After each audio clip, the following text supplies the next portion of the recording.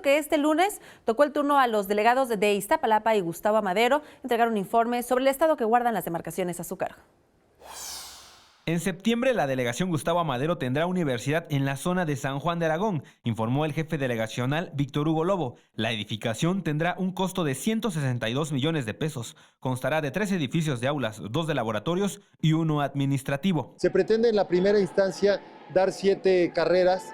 Estamos trabajando ya todo lo que es el plan académico y todo el cuerpo docente con la UNAM y con la Secretaría de Educación del Distrito Federal. Nosotros terminamos la obra en los siguientes 3 meses, poco antes, me estoy dando unos días más, pero ya salimos con convocatoria hacia inicios del mes de mayo.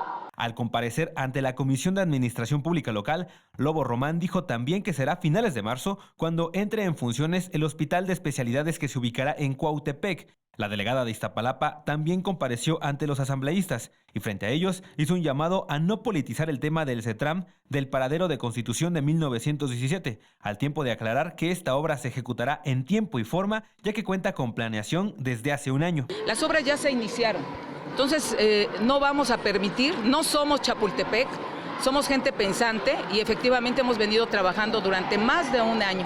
No necesitamos que nadie nos represente. Dentro de su comparecencia, Anguiano Flores adelantó que la próxima semana presentará una nueva estrategia para combatir la corrupción.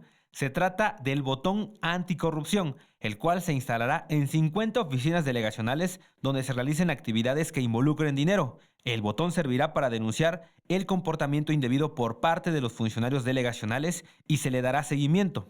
Javier Martínez en las imágenes, Edwin Hernández, 21 Noticias.